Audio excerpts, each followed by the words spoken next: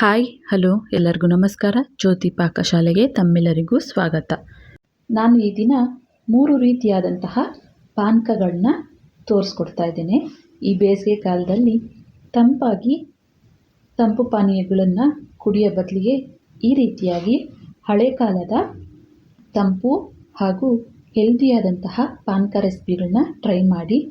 ಈ 3 ಪಾನಕಗಳು ರುಚಿಯಾಗೂ ಇರ್ತವೆ ಹಾಗೂ ಆರೋಗ್ಯಕ್ಕೂ ತುಂಬಾ ಒಳ್ಳೆಯದು. ಬನ್ನಿ ಈ ಟೇಸ್ಟಿಯಾದಂತಹ 3 ರೀತಿಯಾದಂತಹ ಪಾನಕಗಳನ್ನ ಹೇಗೆ ಮಾಡೋದು ಅಂತ ನೋಡೋಣ. ಮೊದಲಿಗೆ ನಾನಿಲ್ಲಿ ಅವಲಕ್ಕಿಯಿಂದ ಪಾನಕ ಮಾಡಿ ತೋರಿಸ್ತಾ ಇದ್ದೇನೆ. ನಾನಿಲ್ಲಿ 1 ಕಪ್ ಆಗುವಷ್ಟು ಪೇಪರ್ ಅವಲಕ್ಕಿನ ತಗೊಂಡಿದ್ದೇನೆ. ನೋಡ್ಬೋದು, ಈ ರೀತಿ ಪೇಪರ್ ಅವಲಕ್ಕಿನ ತಗೊಂಡಿದ್ದೇನೆ.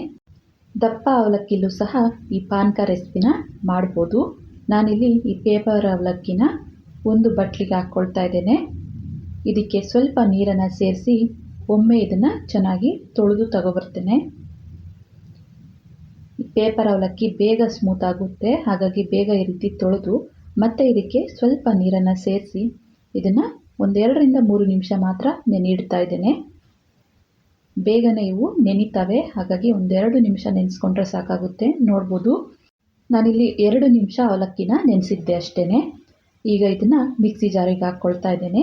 ಹಾಗೆಯೇ ಇದಕ್ಕೆ 1-2 ಟೇಬಲ್ ಸ್ಪೂನ್ ಆಗುವಷ್ಟು ತುರಿದಿರುವಂತಹ ಬೆಲ್ಲನ ಸೇರಿಸ್ಕೊಳ್ತಾ ಇದ್ದೇನೆ. ಹಾಗೆಯೇ ಇದಕ್ಕೆ 1-2 ಟೇಬಲ್ ಸ್ಪೂನ್ ಆಗುವಷ್ಟು ಹಸಿಕಾಯಿ ತುರಿದು ಸೇರಿಸ್ಕೊಳ್ತಾ ಇದ್ದೇನೆ. ಆದಷ್ಟು ಫ್ರೆಶ್ ಹಸಿಕಾಯಿನ ತಗೊಳ್ಳಿ. ನಂತರ 1 ಏಲಕ್ಕಿನ ಹಾಕಿ ಹಾಗೆಯೇ ಇದಕ್ಕೆ 4 ರಿಂದ 5 ಐಸ್ ಕ್ಯೂಬನ್ನು ಹಾಕ್ಕೊಳ್ತಾ ಇದ್ದೇನೆ. ಇವೆಲ್ಲವನ್ನು ಹಾಕಿ ಇದನ್ನು ಆದಷ್ಟು ನುಣ್ಣಗೆ ಇದನ್ನು ರುಬ್ಕೊಂಬರ್ತೇನೆ. ನೋಡ್ಬೋದು, ಈ ರೀತಿ ಆದಷ್ಟು ನುಣ್ಣಗೆ ರುಬ್ಕೊಂಡು ಬಂದ ನಂತರ ಇದಕ್ಕೆ 1 ಗ್ಲಾಸ್ ಆಗುವಷ್ಟು ನೀರನ್ನು ಸೇರಿಸ್ಕೊಳ್ತಾ ಇದ್ದೇನೆ.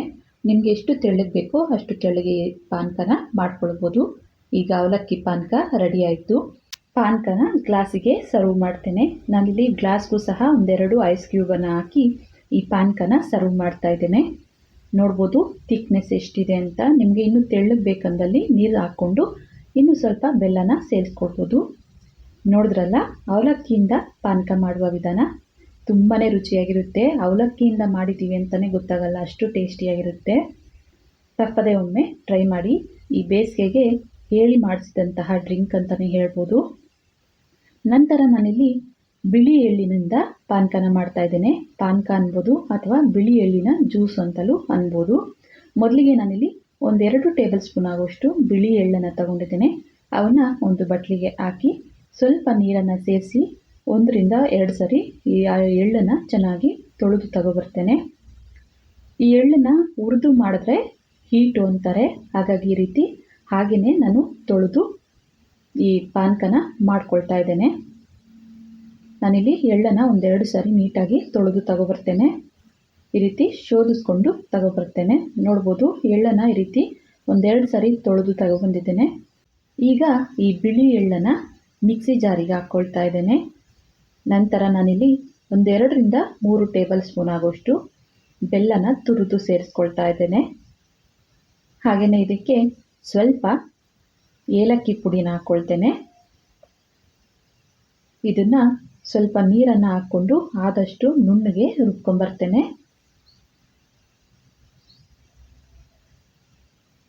ಬೇಕಾದಲ್ಲಿ ನೀವು ಇದಕ್ಕೂ ಸಹ ಹಸಿಕಾಯಿನ ಹಾಕಿ ರುಬ್ಕೋಬೋದು. ನೋಡ್ಬೋದು, ಈ ರೀತಿ ನುಣ್ಣಗೆ ರುಬ್ಕೊಂಡು ಬಂದ ನಂತರ ಇದಕ್ಕೆ 1 ಕಪ್ ಅಥವಾ 1 ಗ್ಲಾಸ್ ಆಗುವಷ್ಟು ಕಾಯಿಸಿ ತಣ್ಣಗಾದಂತಹ ಹಾಲನ್ನು ಸೇರಿಸ್ಕೊಳ್ತೇನೆ. ನಂತರ ಸ್ವಲ್ಪ ನೀರನ್ನು ಸೇರಿಸಿ ಇದನ್ನು ಮತ್ತೆ ನುಣ್ಣಗೆ ರುಬ್ಕೊಂಬರ್ತೇನೆ. ನೋಡ್ಬೋದು, ಎಳ್ಳಿನಿಂದ ಪಾನಕ ರೆಡಿ ಆಯಿತು. ಇದಕ್ಕೂ ಸಹ ನಾನಿಲ್ಲಿ 5 ರಿಂದ 6 ಐಸ್ ಕ್ಯೂಬನ್ನು ಹಾಕ್ಕೊಳ್ತಾ ಇದ್ದೇನೆ. ಬೇಕಾದಲ್ಲಿ ಐಸ್ ಕ್ಯೂಬನ್ನು ಬಳಸ್ಬೋದು, ಇಲ್ಲಾಂದರೆ ಸ್ಕಿಪ್ ಮಾಡ್ಬೋದು. ಸ್ವಲ್ಪ ತಣ್ಣಗಿರಲಿ ಅಂತ ನಾನಿಲ್ಲಿ ಐಸ್ ಕ್ಯೂಬನ್ನು ಹಾಕ್ಕೊಳ್ತಾ ಇದ್ದೇನೆ ಅಷ್ಟೇ. ಈಗ ಈ ಎಳ್ಳಿನ ಪಾನಕ ಅಥವಾ ಜ್ಯೂಸನ್ನು 2 ಗ್ಲಾಸ್ಗೆ ಸರ್ವ್ ಮಾಡ್ತಾ ಇದ್ದೇನೆ. ಇನ್ನು ಯಾರೆಲ್ಲ ಸಬ್ಸ್ಕ್ರೈಬ್ ಮಾಡ್ಕೊಳ್ತಾ ವಿಡಿಯೋ ನೋಡ್ತಿದ್ದಲ್ಲಿ ಪ್ಲೀಸ್ ಸಬ್ಸ್ಕ್ರೈಬ್ ಮಾಡ್ಕೊಳ್ಳಿ. ಬೆಲ್ ಐಕಾನ್ ಮೇಲೆ ಕ್ಲಿಕ್ ಮಾಡಿ ಆಲ್ ಅನ್ನೋ ಆಪ್ಷನ್ನ ಆನ್ ಮಾಡ್ಕೊಳ್ಳಿ. ನಾನು ಯಾವುದೇ ಹೊಸ ವಿಡಿಯೋ ಅಪ್ಲೋಡ್ ಮಾಡಿದ್ರೂ ನಿಮಗೆ ನೋಟಿಫಿಕೇಷನ್ ಬರುತ್ತೆ. ನಂತರ ಇದಕ್ಕೆ ಗ್ಲಾಸ್ಗೂ ಸಹ 1 ಐಸ್ ಕ್ಯೂಬನ್ನು ಹಾಕಿ ಸರ್ವ್ ಮಾಡ್ತಾ ಇದ್ದೇನೆ.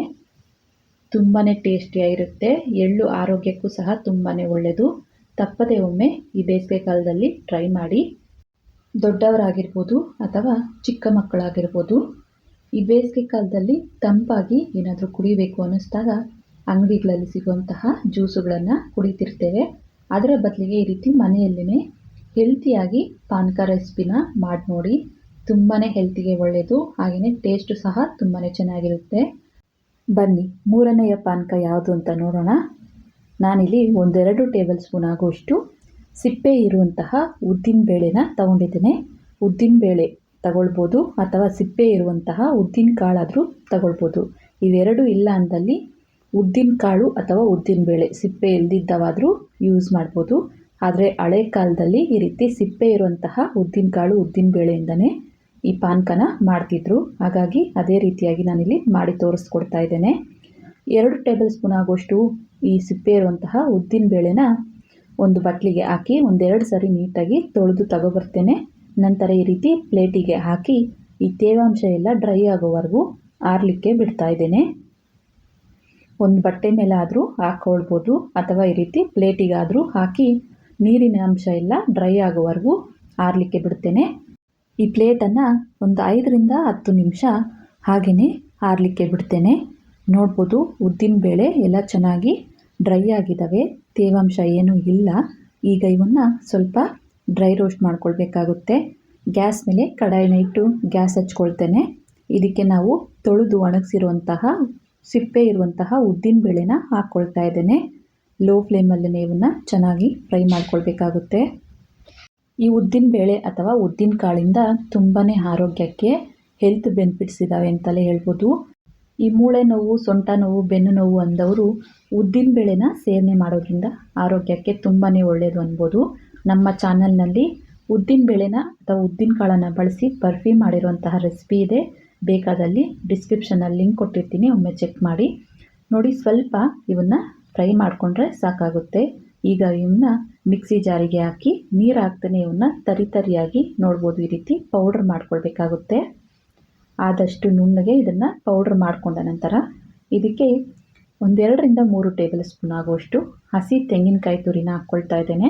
ನಂತರ 1-2 ಟೇಬಲ್ ಸ್ಪೂನ್ ಆಗುವಷ್ಟು ತುರಿದಿರುವಂತಹ ಬೆಲ್ಲನ ಸಹ ಸೇರಿಸ್ಕೊಳ್ತಾ ಇದ್ದೇನೆ. ನಾನಿಲ್ಲಿ ಎಲ್ಲ ಪಾನಕಗಳಿಗೂ ಬೆಲ್ಲನ ತುರಿದು ಸೇರಿಸ್ತಾ ಇದ್ದೇನೆ. ಬೆಲ್ಲದಲ್ಲಿ ಕಸ ಇದೆ ಅಂದವರು ಬೆಲ್ಲನ ಸ್ವಲ್ಪ ನೀರಿನಲ್ಲಿ ನೆನೆಸಿ ಚೆನ್ನಾಗಿ ನೆಂದ ನಂತರ ಇದಕ್ಕೆ ಶೋಧಿಸ್ಕೊಂಡು ಹಾಕ್ಕೊಳ್ಬೋದು. ಈಗ ಇದಕ್ಕೆ ಸ್ವಲ್ಪ ಏಲಕ್ಕಿ ಪುಡಿನ ಸಹ ಸೇರಿಸ್ಕೊಂಡು ಹಾಗೆಯೇ ಸ್ವಲ್ಪ ನೀರನ್ನು ಸೇರಿಸ್ಕೊಂಡು ಆದಷ್ಟು ನುಣ್ಣಗೆ ಇದನ್ನು ರುಬ್ಕೊಂಬರ್ತೇನೆ. ಈಗ ಇದಕ್ಕೆ 1 ಗ್ಲಾಸ್ ಆಗುವಷ್ಟು ನೀರನ್ನು ಸೇರಿಸ್ಕೊಳ್ತಾ ಇದ್ದೇನೆ. ಇದನ್ನು ಈಗ ಆದಷ್ಟು ನುಣ್ಣಗೆ ಇದನ್ನು ರುಬ್ಕೊಂಬರ್ಬೇಕಾಗುತ್ತೆ. ನೋಡ್ಬೋದು ಈ ರೀತಿ ಆದಷ್ಟು ನುಣ್ಣಗೆ ಇದನ್ನು ರುಬ್ಕೊಬೇಕು. ನಿಮಗೆ ಎಷ್ಟು ಕನ್ಸಿಸ್ಟೆನ್ಸಿ ಬೇಕು, ಸ್ವಲ್ಪ ಗಟ್ಟಿ ಬೇಕು ಅಂದಲ್ಲಿ ಗಟ್ಟಿ ಮಾಡ್ಕೊಳ್ಬೋದು ಅಥವಾ ತೆಳ್ಳಗೆ ಅಂದಲ್ಲಿ ಇನ್ನು ಸ್ವಲ್ಪ ನೀರನ್ನು ಸೇರಿಸ್ಕೊಳ್ಬೋದು. ಈಗ ಉದ್ದಿನಕಾಳು ಪಾನಕ ರೆಡಿ ಆಯಿತು. ಇದನ್ನು ಗ್ಲಾಸಿಗೆ ಸರ್ವ್ ಮಾಡ್ತೇನೆ. ನಿಮಗೆ ಬೇಕಾದಲ್ಲಿ ಐಸ್ ಕ್ಯೂಬ್ನ ಹಾಕ್ಕೊಳ್ಬೋದು, ಬೇಡ ಅಂದಲ್ಲಿ ಸ್ಕಿಪ್ ಮಾಡ್ಬೋದು. ನಾನಿಲ್ಲಿ ಐಸ್ ಕ್ಯೂಬನ್ನು ಹಾಕ್ಕೊಳ್ತಾ ಇದ್ದೇನೆ 1-2. ನೋಡ್ಬೋದು ಉದ್ದಿನಬೇಳೆ ಪಾನಕ ರೆಡಿ ಆಯಿತು. ಈ ಪಾನಕ ಅಂತೂ ಆರೋಗ್ಯಕ್ಕೆ ತುಂಬಾ ಒಳ್ಳೆಯದು, ಹಾಗೆಯೇ ಟೇಸ್ಟು ಸಹ ತುಂಬಾ ಟೇಸ್ಟಿಯಾಗಿರುತ್ತೆ. ಈ 3 ಪಾನಕಗಳ ರೆಸಿಪಿ ನಿಮಗೆ ಇಷ್ಟ ಆಗಿದೆ ಅಂದ್ಕೊಳ್ತೇನೆ. ಇಷ್ಟ ಆದಲ್ಲಿ ಈ ವಿಡಿಯೋ ಒಂದು ಲೈಕ್ ಮಾಡಿ. ಯಾರೆಲ್ಲ ಸಬ್ಸ್ಕ್ರೈಬ್ ಮಾಡ್ಕೊಳ್ದೆ ವಿಡಿಯೋ ನೋಡ್ತಿದ್ದಲ್ಲಿ ಪ್ಲೀಸ್ ಸಬ್ಸ್ಕ್ರೈಬ್ ಮಾಡ್ಕೊಳ್ಳಿ. ಈ ವಿಡಿಯೋ ಹೇಗನ್ನಿಸ್ತು ಅಂತ ಕಮೆಂಟ್ ಮಾಡಿ. ಹಾಗೆ ಈ ವಿಡಿಯೋ ಇಷ್ಟ ಆದಲ್ಲಿ ನಿಮ್ಮ ಫ್ರೆಂಡ್ಸ್ ಆ್ಯಂಡ್ ಫ್ಯಾಮಿಲಿ ಮೆಂಬರ್ಸ್ಗೆ ಈ ವಿಡಿಯೋನ ಶೇರ್ ಮಾಡಿ. ಧನ್ಯವಾದಗಳು.